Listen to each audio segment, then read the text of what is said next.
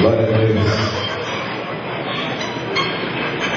A minha oração, a oração do pregador, a oração da diretoria, imagina que a oração de cada coração de um pastor aqui, é que toda a nossa família seja feliz em Jesus. Vamos orar a Deus. O pastor Emílio vai continuar nos abençoando com a palavra. Depois desse momento de preparação espiritual, vai deixar todas as comunicações para depois, na mensagem, porque somos preparados para receber do Senhor a palavra. Boa noite. Ó Deus, muito obrigado por esse momento. Obrigado, Senhor, por estarmos aqui. Obrigado, Senhor, porque podemos ouvir a Tua voz. Obrigado pelas mensagens cantadas. E agora a Tua palavra, através do Teu servo, vai falar aos nossos corações. Que nossas famílias sejam felizes com Jesus. Em nome de Cristo. Amém. A palavra. Bom dia, meu irmão. Meus irmãos, esse é o nosso ambiente. Esse é o ambiente que nós gostamos. É nesse ambiente que nosso coração se alegra. Nós, os pastores, gostamos dos louvores, das orações, da palavra de Deus. Louvado seja Deus por esse lugar. Eu queria, meu irmão, assim, se você nunca foi de outra convenção, talvez você seja feliz e não saiba. Valorize esse lugar. Valorize esse lugar. Talvez você seja muito feliz, mas ainda não se deu conta. Esse ambiente aqui, meus irmãos, é ambiente único da Convenção Batista Fluminense, onde nós chegamos, irmãos, e nos sentimos, como eu disse ontem, uma batata desse purê. Aqui é assim, graças a Deus. Eu quero assim parabenizar de coração, com sinceridade, aos irmãos a construção deste lugar aqui. Meus irmãos, eu quero ler com os irmãos a boa palavra do nosso Deus em Gênesis, no capítulo 16. Nós vamos acompanhar, meus irmãos, nessa manhã, mais uma situação da vida do pastor Abraão e de sua família. Gostei muito, pastor Fernandinho, quando o irmão cantou aqui agora. Gostei de tudo, mas tem a ver daqui a pouco com a nossa palavra. Sai de tua tenda e olha as areias do mar, as estrelas do céu. Gênesis 16, 2, de 1 e 2. Gênesis 16, 1 e 2. Diz assim a palavra do Senhor: Sarai, mulher de Abraão, não lhe dava filhos. Tendo uma serva egípcia que se chamava Agar, disse Sarai a Abraão: o Senhor me tem impedido de ter filhos. Una-se à minha serva. Pode ser que eu venha ter filhos por meio dela. E Abraão deu ouvidos à palavra de Sarai. Eu quero chamar a sua atenção para a ideia de Sara. É estranho chamar Sara de Sarai, né? É a ideia de Sara. E eu chamo a sua atenção para quando a Bíblia diz que Abraão deu ouvidos a Sara. Que Deus complete a sua palavra no nosso coração. Amém? Meu irmão, ontem nós falávamos a respeito das dificuldades, das pressões sobre a vida de um pastor. Você se lembra que eu falei sobre as fases do ministério e as fases da vida? O ministério vai apresentando desafios diferentes para cada fase. É bem comum, por volta do 3º ano de ministério, alguém se aproximar do pastor e dizer a ele que acha até que o ministério dele naquela igreja acabou. Porque muitas vezes a pessoa que recebe o pastor, a igreja que recebe com uma expectativa. Depois de 3 anos, seja positiva ou negativa, a expectativa ela não se concretizou. E a pessoa fica com um sentimento de que não vai se concretizar. A pessoa esperava um pastor mais aberto, aí ela descobriu que aquele pastor é mais diferente do que ela queria. Aí a pessoa esperava um pastor mais tradicional, descobriu que aquele pastor é menos tradicional. E ele já deu provas de que não vai mudar muito. Então, às vezes, um lampejozinho assim, alguém chega até a dizer, depois de 10 anos, 20 anos, deve ser uma fase desafiadora. E assim vai. Também, meus irmãos, as pressões no que tange a nossa atualização ministerial. Eu falei ontem, por exemplo, sobre rede ministerial, igreja com propósito, igreja em célula, essas coisas todas. Irmãos, eu tenho grande admiração, por exemplo, pelo Rick Warren.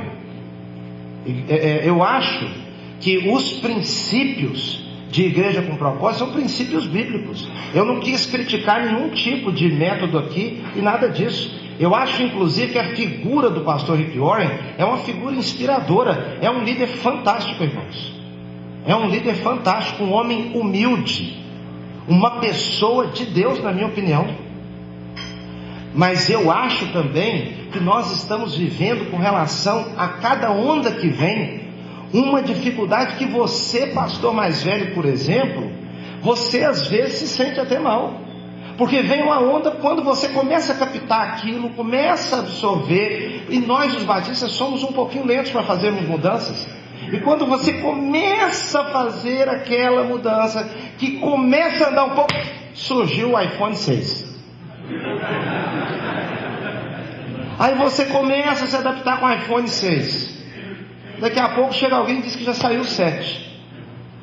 Não tem pastor normal que consiga acompanhar esse ritmo, irmãos. E não tem igreja normal que consiga acompanhar esse ritmo. Só igreja que não é normal. Preste atenção, eu falo isso, meus irmãos, com desassombro, sem medo. Só uma igreja que não é normal, que consegue ir fazendo uma mudança de 6 em 6, de ano em ano. Por quê? Porque o pastor chega lá e diz assim, agora é isso. Mas as nossas igrejas são normais, elas são formadas de pessoas. E uma coisa interessante, as igrejas que mudam muito de método, uma atrás da outra, pode perceber, elas mudam muito de membros também. E aquele membro que chega novo, ele já entra ali naquele espírito da mudança. Mas as nossas igrejas que tem crentes de 40, 50 anos, e ter crente de 40, 50 anos, deixa eu lhe avisar, não é defeito, é virtude. Isso significa que aquele povo que está lá, e eu digo isso para os pastores mais jovens com muito carinho, não fique denegrindo a liderança antiga da sua igreja.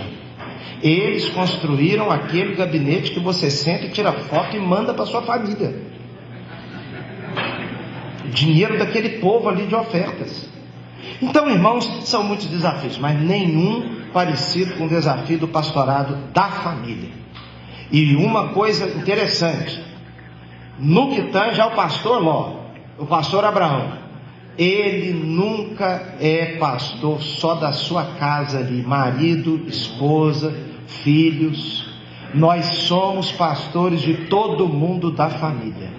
Um pastor que está entre nós aqui agora, um sobrinho dele me disse assim, olha, meu tio pastor é assim, qualquer um da família a qualquer hora liga para ele, e eu não sei o que titio faz, que titio resolve. E nós somos pastores da família nossa, dos que são legais, bonzinhos, os que pedem bênção. Eu tenho um sobrinho agora, de 18 anos, que chegou para o seminário no Rio, liga para mim e diz, benção tio. Chega perto de todo mundo e pede, benção tio. Chega perto da minha esposa, benção tio. Mas nós temos pessoas nas nossas famílias que são de outro jeito. E você carrega muitas vezes elas, e elas te criam alguns problemas. É um problema lá em Sodoma, que ele escolhe viver e morar lá em Sodoma, porque era muito bonito, mas aquilo se transforma em Sodoma e Gomorra, e Deus vai destruir. Você tem que interceder para Deus ter misericórdia. E aí diz o texto que nós gravamos ontem, que Deus se lembrou de Abraão e tirou Ló de lá. Tem livramento na vida dos seus filhos, na vida dos seus sobrinhos, dos seus irmãos, que Deus deu em consideração a você, pastor. Lá também ele é roubado, ele é sequestrado, e vai o guerreiro Abraão para poder chamar de volta. Hoje, meus irmãos, nós nos deparamos com um dos momentos mais dramáticos da vida do pastor. É quando a mulher está em crise.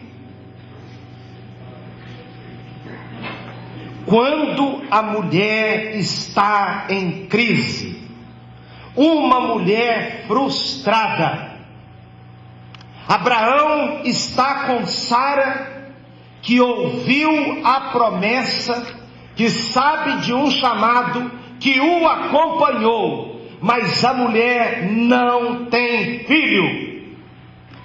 Meu irmão e meu irmão, nós aqui somos sujeitos a sermos acompanhados por uma esposa que esteja frustrada em determinado momento. Ela está frustrada porque não pode algumas coisas, porque não conseguiu outras coisas. E eu queria aqui contar com a ajuda do irmão do slide. E esse negócio de slide agora é engraçado, porque eu estou vendo que esse negócio de slide, rapaz, o sujeito às vezes não precisa nem pregar direito. Ele arranja uns slides bons, o pessoal fica todo feliz. Então, eu queria convidar você para dar uma olhadinha numa coisa aqui. Não, meu irmão, é lá para trás. Volta aí. Volta um pouco. É no controle aqui, ó. Não estranha não. O pastorado da mulher, o pastorado da própria esposa, o pastoreio da própria esposa. Aqui, isso. Agora segue adiante aqui. Meu irmão, aquele ali é um pastor antigo, com a sua família. Deixa eu ficar de costas aqui para eu ver direito. Ali, o pastorzão é aquele sentado aqui, ó. Ele está envolvido no avanço da obra batista no Brasil. Está ali a esposa, os filhos, e aquele povo ali não faz nada. Preste atenção, nada sem a autorização desse homem. Ele disse um dia assim: eu e a minha casa serviremos ao Senhor. Esse camarada faz culto doméstico com esse povo todo dia. E ele disse para aquela menina assim: ora. E ela ora. Diz para a mulher assim: fala poesia agora. E ela declama poesia. Passa para o outro slide, por favor, meu irmão. Quando eu digo, olha a cara de satisfação do pastor. Ele é o centro da família. Ele tem a esposa ali, 2 filhas olhando para ele com aquela admiração. Só caso se papai deixar. E ele está trabalhando aqui no interior do estado do Rio de Janeiro. Ele anda de paletó e gravata pela rua. Ele anda de chapéu na cabeça, meu irmão. E ele, olha a cara de satisfação do pastor Batista. Ganhava pouco, mas virava e mexia. Alguém chegava na casa dele com uma compra. Andava a pé de São Fidélis até não sei aonde. Pregava em 17 congregações. E tinha a família o que? Aqui, meu irmão. A sogra dele chamava ele de pastor. O senhor me permite? Muda aí. Pode mudar. Meus irmãos, mas só que é o seguinte: os tempos mudaram. E agora a liderança tem que ser conquistada. Aquelas galinhas vão atravessar ali, mas elas estão esperando algumas coisas primeiro. Naquela foto anterior, aquele pastorzão diria assim: atravessem vocês. Eles iriam atravessar. Agora a família está olhando o pastor. Pode mudar. Pode mudar, meu irmão. Porque eu quero mostrar como é que é a mulher do pastor hoje. É aquela ali. Aquela ali é a mulher do pastor. Aquela que tem aquele monte de braços. Ela tem na mão um telefone celular, numa outra mão uma esponja de lavar vasilha, numa outra mão não sei o que. Ela está tomando conta do neném e está diante do computador ali trabalhando, e a roupa dela mudou, o cabelo mudou, a criança está com cara de choro ali, o pai já mandou ficar quieto, não adiantou, a mãe teve que chamar e botar no colo, e o pastor foi para lá, e a criança continuou fazendo a mesma coisa, só a mãe que deu jeito. Pode mudar. E uma outra coisa, ela agora trocou aquela roupa antiga por esse terninho aqui, ela está trabalhando fora. Ela está trabalhando fora. Passou num concurso não sei aonde, ela agora tem mais dinheiro que o marido. O meu pai, uma vez a minha mãe disse assim, eu queria era ganhar dinheiro. Ele diz assim, eu também queria que você ganhasse. Só que na prática da vida, presta atenção, na prática da vida, às vezes, a coisa muda. A coisa muda. E ela está também agora fazendo academia ali. Ela é uma outra mulher, ela está escutando uma música ali que nós não sabemos qual é. Ela fala pelo telefone celular enquanto está correndo na academia. E eu vou lhe avisar uma coisa, perto dela, ali naquela academia, tem uns rapazes que não fazem outra coisa.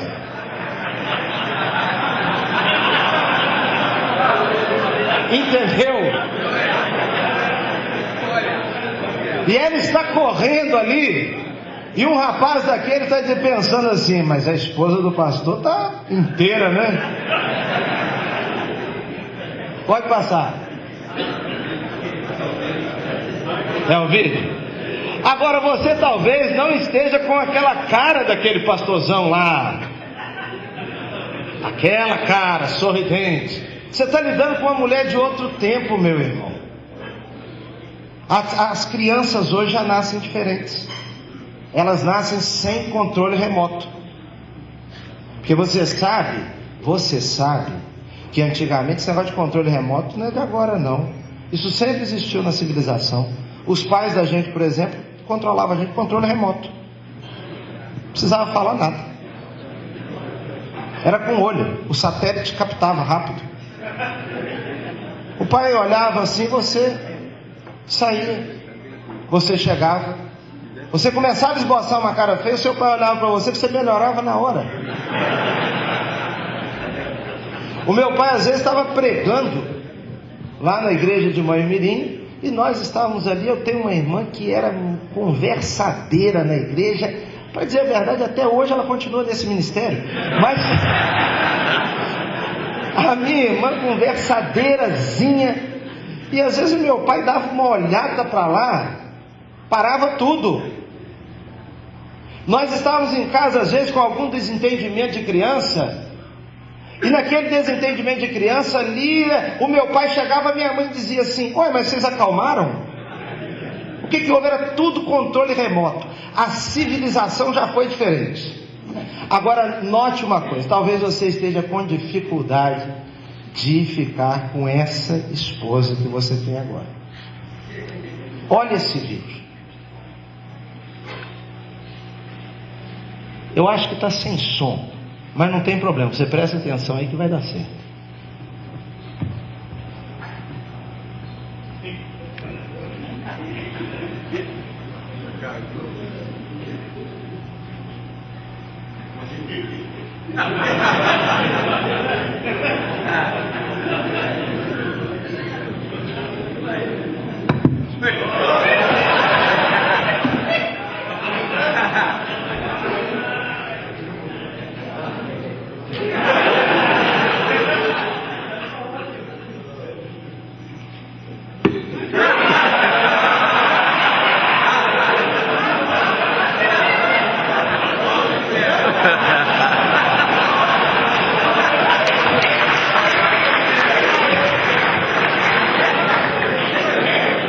Moral da história: fique com a que você tem já.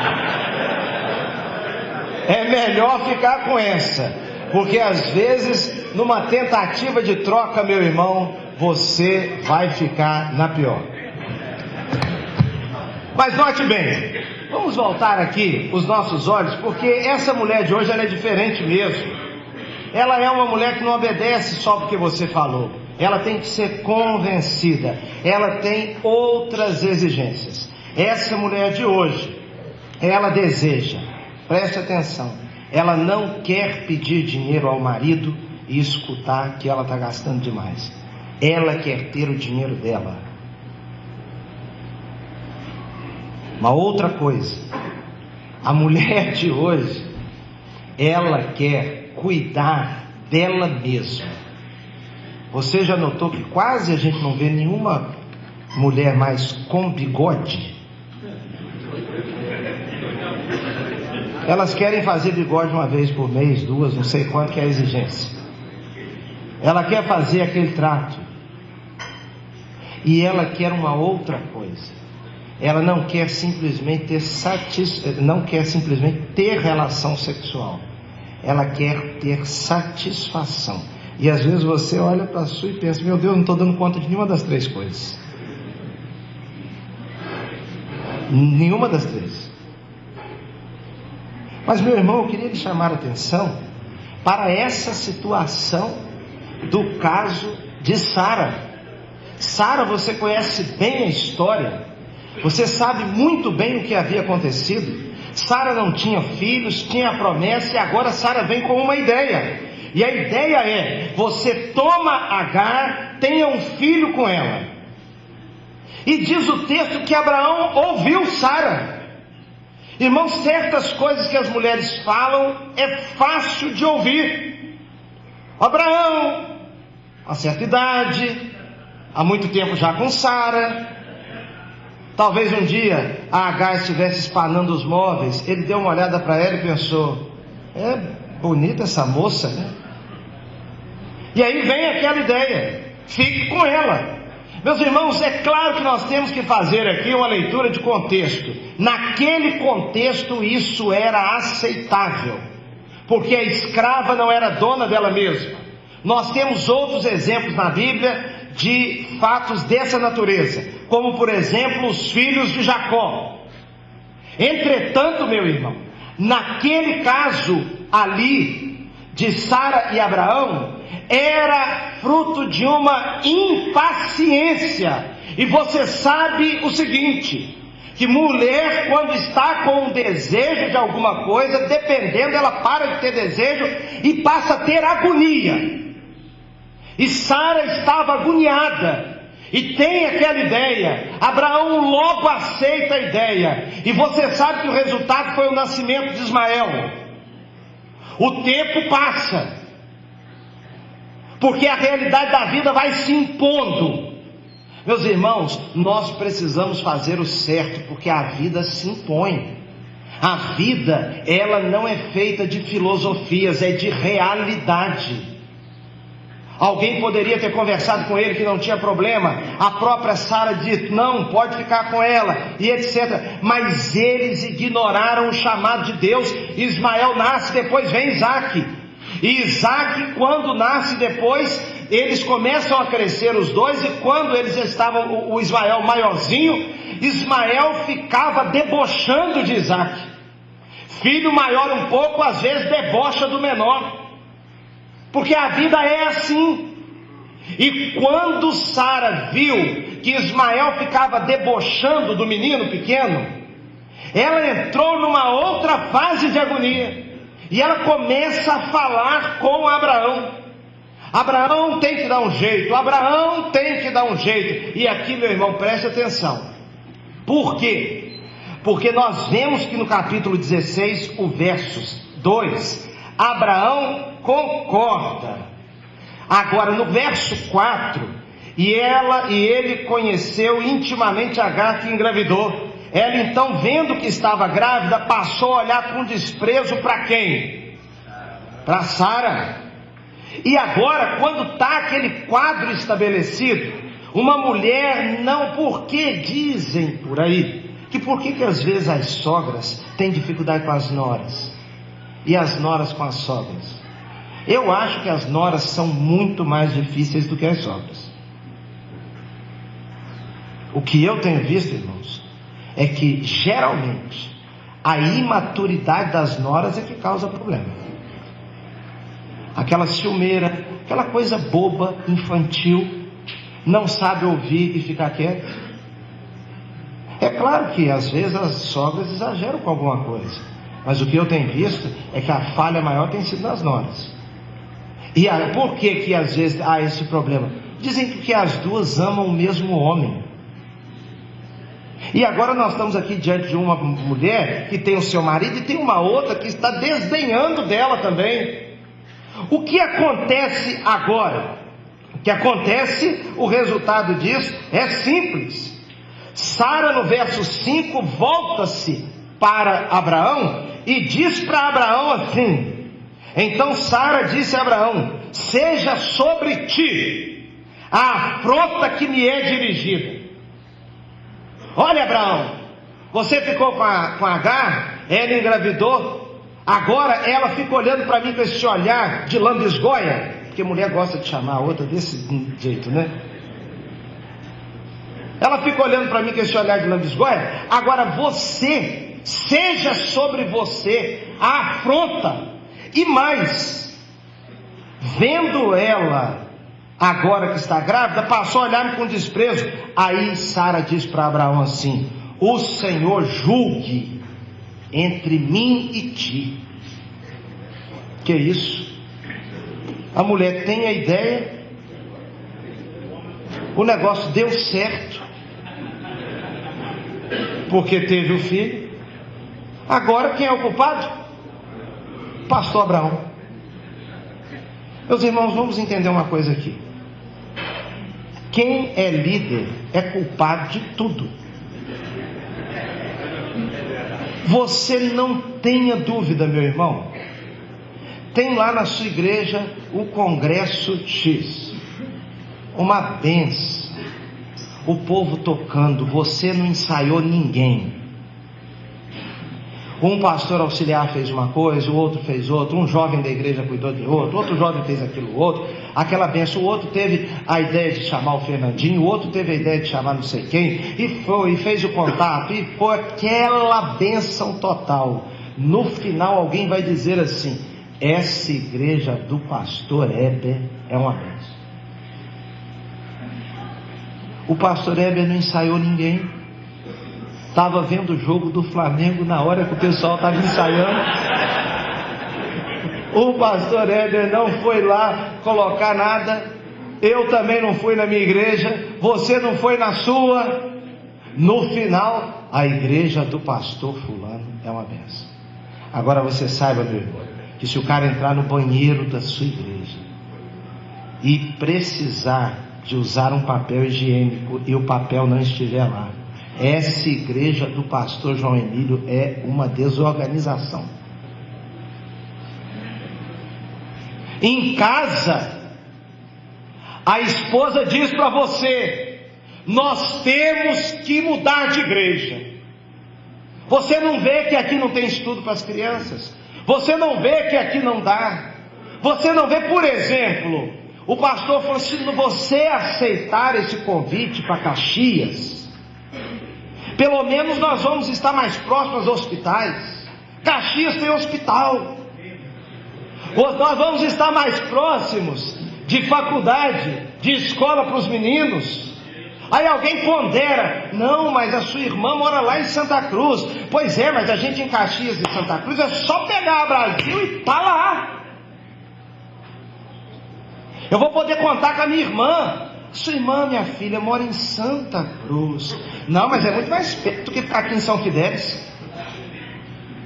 Porque isso, aquilo outro. Você vai para Caxias, meu irmão.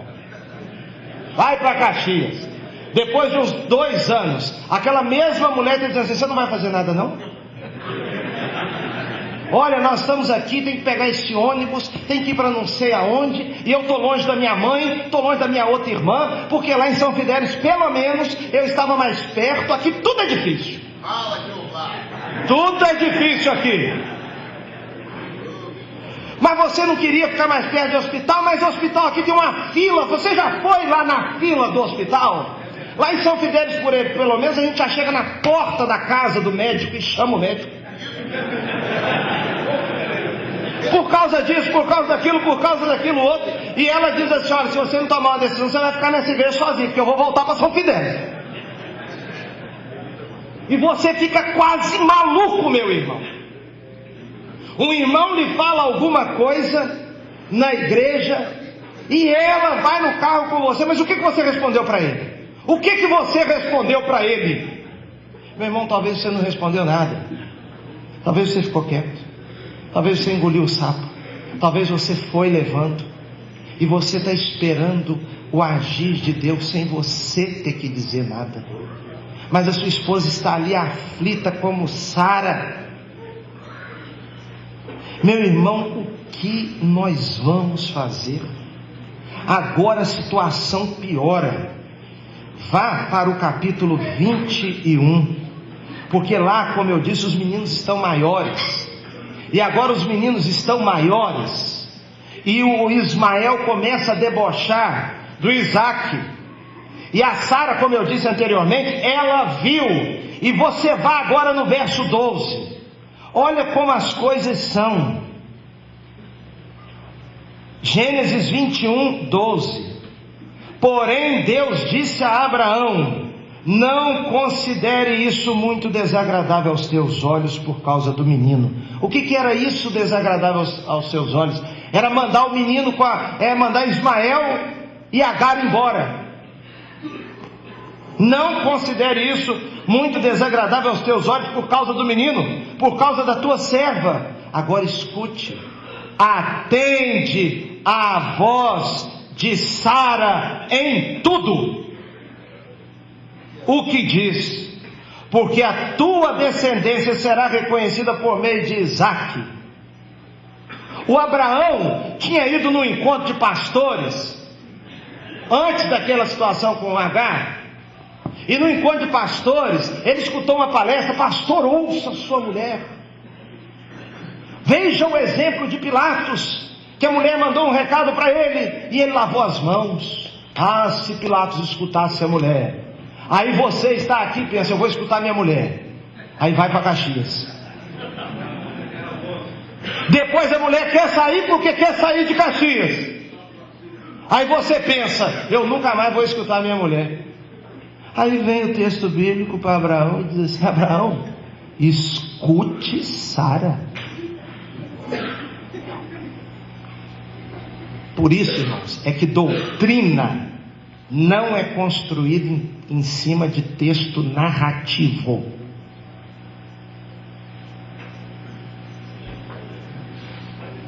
Doutrina não é construída em texto histórico, narrativo.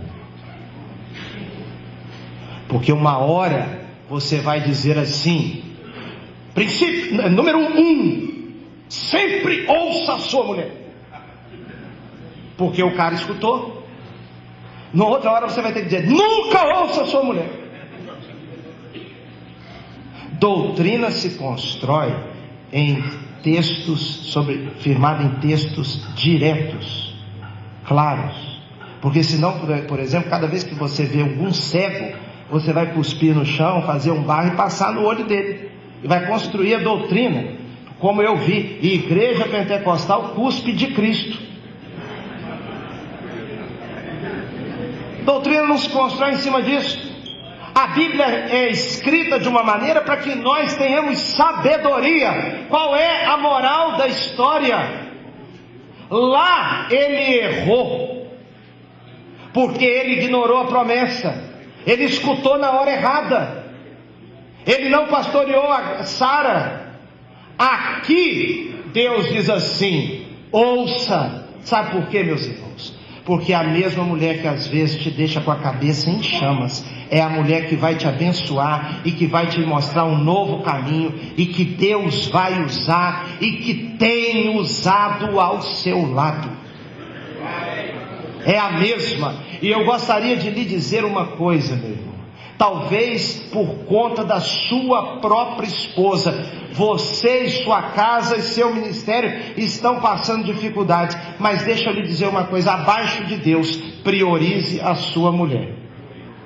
Não priorize os diáconos, não priorize o povo da igreja, priorize a sua esposa, porque com ela do seu lado, meu irmão, você pastoreia outra igreja, talvez sem ela não.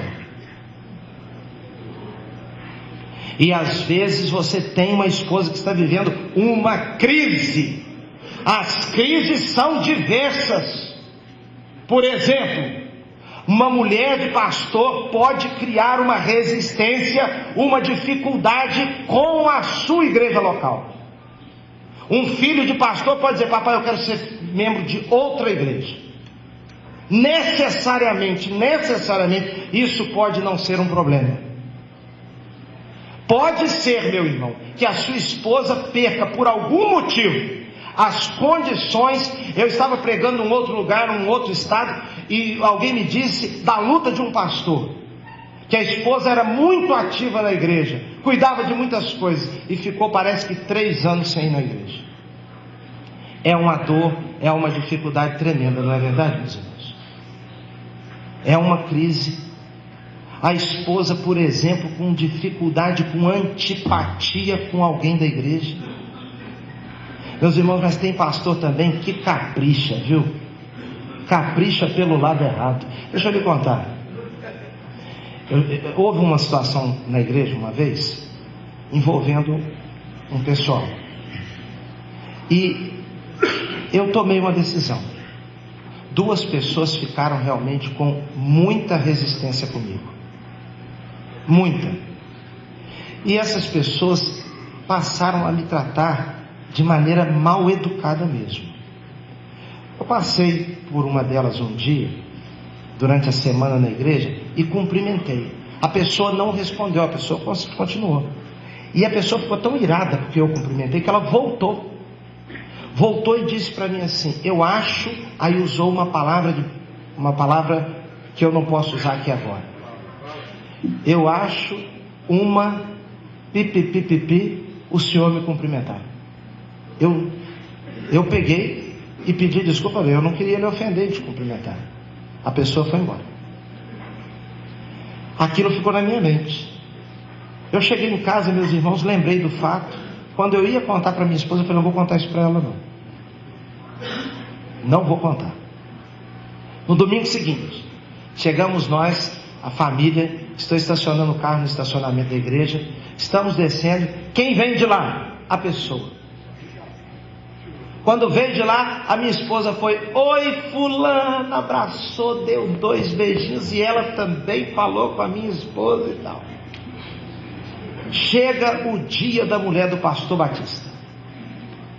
A pessoa está com um presente para a irmã Cristiane, que é um exemplo, uma simpatia, e eu estou de cá olhando, meu irmão. Irmãos, entender essas coisas é muito difícil.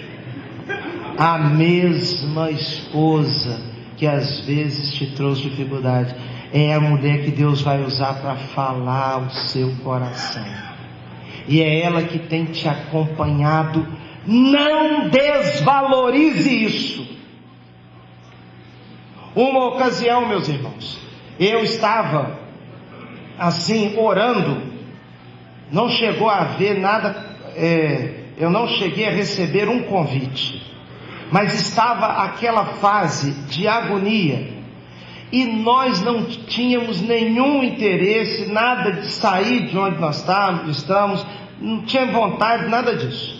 Mas só que sabe quando vem aquela sondagem e começa aquela conversa, e o pastor da outra igreja que estava saindo, uma pessoa porque eu tenho muito respeito, conversou comigo e etc, e nós falamos assim: vamos orar então, porque talvez seja a vontade de Deus. Nós não queremos ir por iniciativa nossa, mas se for a vontade de Deus também, nós não vamos fugir.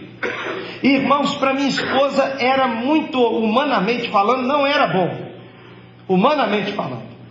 E um dia à noite, 1h30 da manhã, nós estávamos dormindo e ela bateu em mim assim, com muito sono. Ela estava sonolenta. Quando eu olhei, ela me disse assim: amor, se Deus chamar a gente para o lugar tal, aí botou a mão na minha cabeça e disse assim: eu vou com você. Ela voltou a dormir e eu fiquei acordado.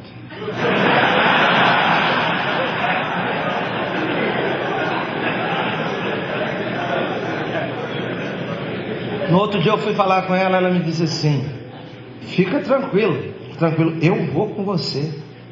Agora, nós só vamos se você falar que Deus te chamou, porque eu não vou acompanhar a cabeça de marido que muda de uma hora para outra assim, não.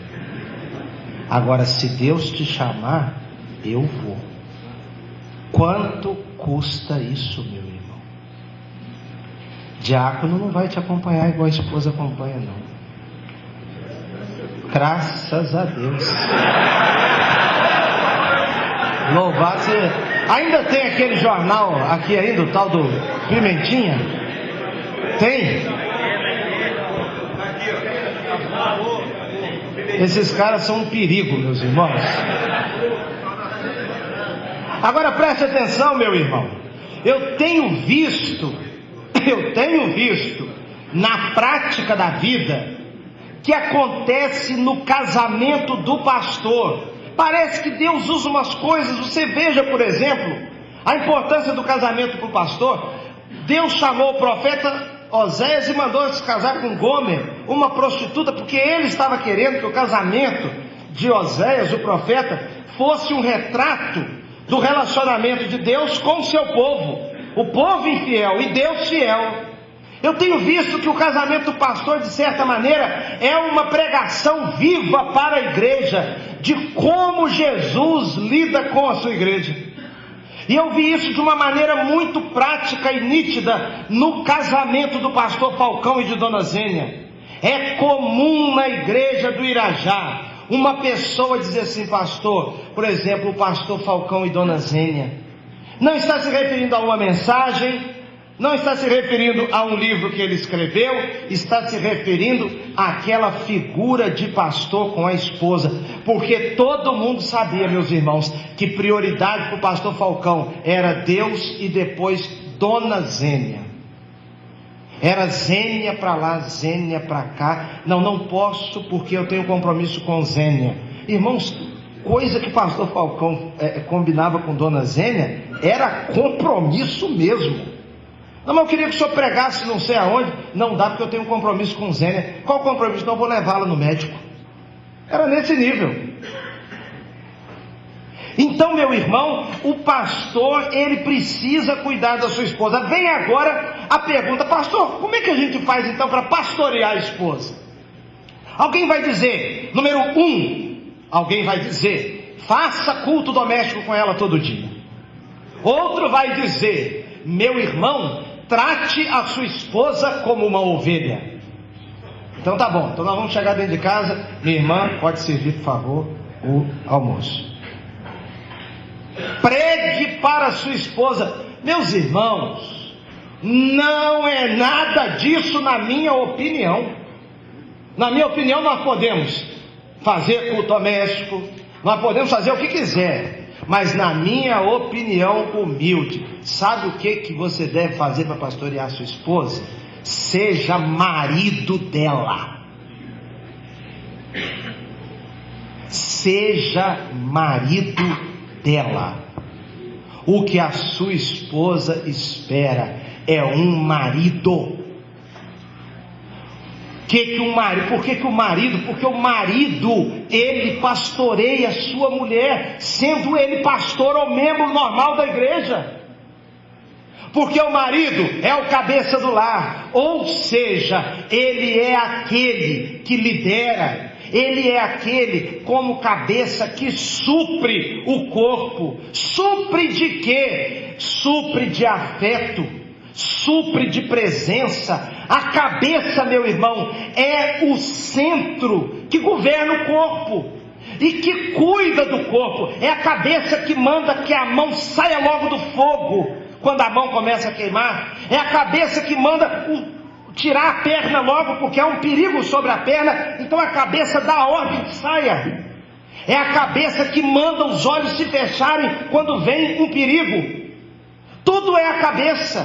O marido seja o cabeça, a sobriedade da casa. Coisa triste é pastor sem juízo. Pastor sem juízo. Meu irmão, deve ser muito difícil mesmo ser pastoreado por certos colegas. E depois, a culpa é toda do diabo. A culpa é dos membros da igreja. A culpa é da liderança antiga da igreja. A culpa é dos batistões. Meu irmão, há pastor que é meio sem juízo mesmo. Você imagina a dificuldade de uma esposa com um pastor assim? Diz que teve um colega nosso aqui do Rio de Janeiro que chegou no domingo à noite e dizia: irmãos, por favor, não ligue para minha casa de 7 às 9 da manhã. É meu a sós com Deus. Era a sós mesmo. Ele não acordava antes das 9. Então, ele está ali dizendo uma coisa. E quem está ali, irmãos, vendo aquele a sós com Deus todo dia? É a esposa dele. E a esposa devia pensar: é a sós mesmo, porque nem eu aguento ficar lá com ele. Então, meu irmão, é uma questão muito séria. O cabeça do lar é o supridor, é aquele que chega e dá uma palavra, que acalma a esposa, que pega na mão da esposa. Irmãos, uma pesquisa foi feita, eu li isso.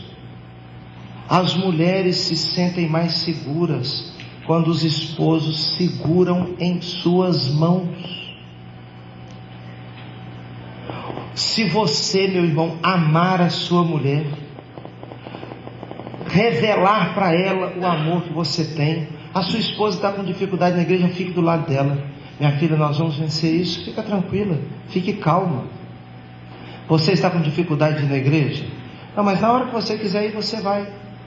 Na hora que você não quiser ir, eu vou entender. E você está orando, meu irmão. Você está orando: Senhor, tira isso. Leva essa mulher para a igreja. Alguém chega e pergunta: cadê ela? Ela precisou ficar em casa hoje, sabe por quê? Porque você é o cabeça, você protege a sua mulher. Você não chega lá na sua casa, lá na igreja, e começa a dizer: não, irmãos, sabe como é que é fulana, né? Não, rapaz, fulana é sua mulher. Fulana é a sua esposa. Quando você chega em casa, você diz: o culto foi uma bênção. Ela responde: ainda bem que eu não fui. Não, mas aqui em casa também é uma bênção. Vamos orar aqui, minha filha.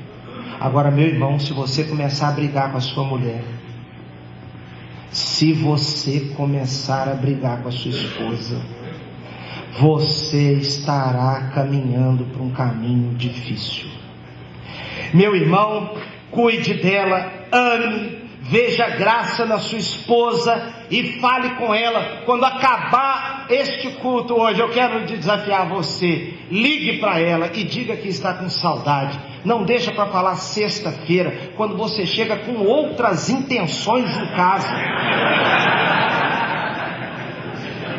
Fale agora, porque senão você chega lá todo apavorado. E ela diz assim: depois você quer o avivamento, né? Valorize com palavras, ame a sua esposa, seja o cabeça do lar, faça de tudo para ela estar bonita fisicamente, espiritualmente, emocionalmente. Seja um marido de verdade, um marido bom. Agora eu quero chamar a sua atenção para a situação dos filhos. Estamos agora, meu irmão, com Abraão e seus filhos. A dificuldade com os filhos. Não tem nada mais sensível na vida do pastor do que os filhos. E no capítulo 22 nós encontramos o pastor Abraão passando por uma situação dramática. Deus pedindo o filho Isaque. Uma situação dramática, meus irmãos. Dizem os estudiosos que Isaque já estava grandinho. Isaque já tinha condições de elaborar as coisas, perguntar para o pai: onde está o cordeiro? Ele tinha noção do que era um sacrifício. Ele já tinha visto aquilo acontecer. Ele sabe que para ter sacrifício tem que ter cordeiro. Ele sobe com o pai. E no diálogo dramático ele pergunta para o pai: onde está o cordeiro? E aí vem a palavra do pai, a palavra do pastor: Deus proverá. Meus irmãos, está aqui uma das maiores declarações de pastorado com os filhos. Quando seu filho, sua filha lhe pergunta alguma coisa, quando há, meu irmão, uma dificuldade, uma carência, um problema, a filha aflita, a filha que terminou o noivado e está agora vivendo um drama emocional, uma filha que perdeu o casamento, um genro que entrou na sua família para trazer dificuldades, uma nora que trouxe dificuldades e infelicitou sua casa, uma situação em que os filhos não sabem o que fazer, se vai fazer vestibular para direito, se vai fazer administração, se vai fazer enfermagem, não sabe o que fazer. Então chega o pai pastor e diz: meu filho, fica tranquilo, Deus proverá. Deus te proverá, meu filho. Eu estou saindo com você aqui agora para você fazer essa prova. Meu filho, antes de você sair daqui, eu quero orar com você. Vai ser uma bênção, e preste atenção, você vai e vai voltar, e seja qual for o resultado dessa prova, Deus proverá, e você continua sendo meu filho, continua sendo amado, você não tem que me provar nada. Eu ouvi de uma filha de pastor, que disse que o pai dela, na hora que ela saiu para fazer o vestibular, disse para ela assim: você não vai passar porque você é burra. E ele disse para ela assim: e eu vou te jogar isso na cara a vida toda. Meus irmãos, Deus proverá para o seu filho aquilo que ele precisa. E aqui, quando nós lemos aquele texto, nós temos que ler à luz de Hebreus, porque lá em Hebreus diz que o pastor Abraão caminhava com seu filho, mas ele tinha esperança que Deus iria ressuscitá-lo. Ele tinha esperança que se chegasse o sacrifício, Deus iria ressuscitá-lo, porque pai nenhum quer matar, pai sempre luta pela vida. E diz o texto bíblico que eles foram. Agora, meu irmão, Deus honrou Abraão, porque Abraão honrou a Deus no relacionamento com seu filho. Agora tem um outro caso dramático na Bíblia, é o caso de Eli. O caso de Eli, para mim, é um dos casos mais dramáticos, que nós os pastores precisamos ler aquilo com temor e tremor, porque diz o texto bíblico que os filhos de Eli eram homens ímpios, sem conhecimento, e Eli não chamou a atenção dos filhos, e a Bíblia diz que Deus cobrou de Eli, que Eli não honrou mais a Deus do que aos filhos.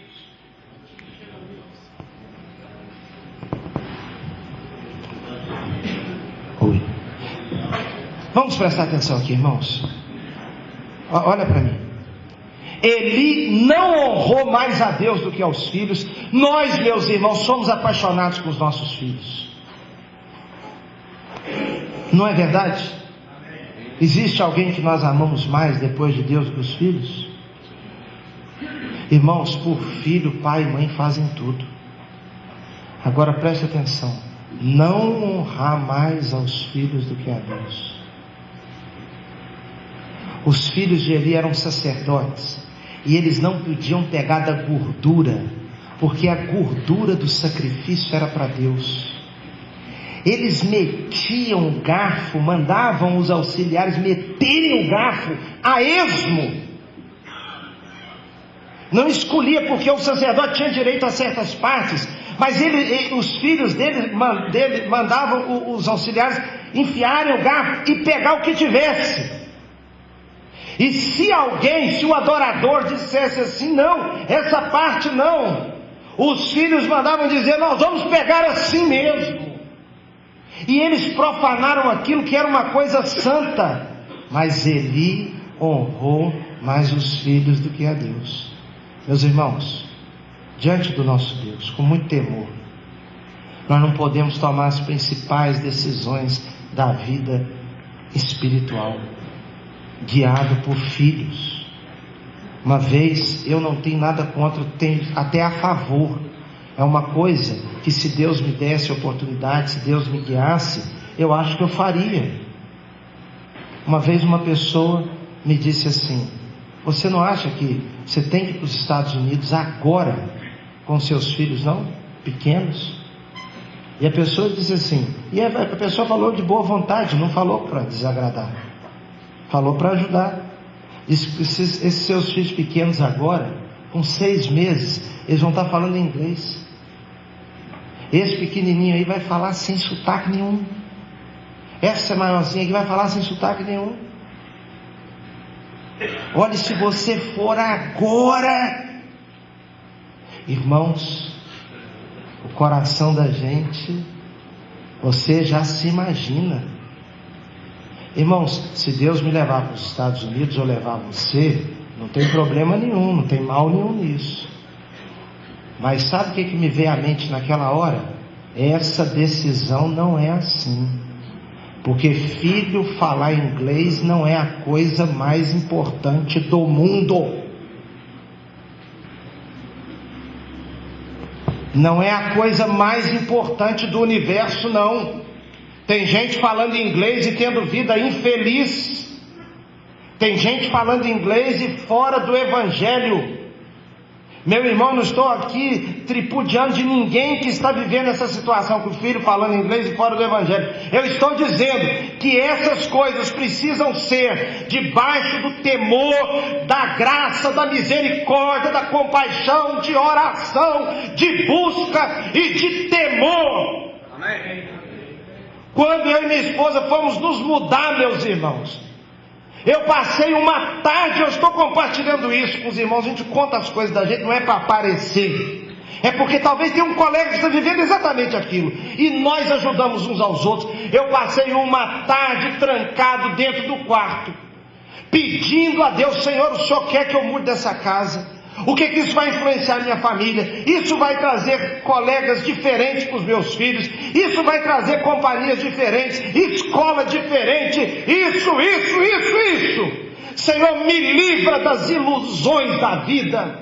Você pensa que vai fazer uma coisa e aquilo vai ser maravilhoso para a vida dos seus filhos. Deus não está naquilo. Meu irmão, é maravilhoso quando a Bíblia diz que dobro os meus joelhos diante de Deus, do Pai, de toda a família. O Deus da família, o Pai da família está no céu. Ele sabe o que é melhor para nós e cuida dos nossos filhos. Fui moço e agora sou velho, mas nunca vi um justo desamparado e nem a sua descendência mendigar o pão. Deus está cuidando dos filhos dos pastores do Rio de Janeiro. Vamos honrar a Deus.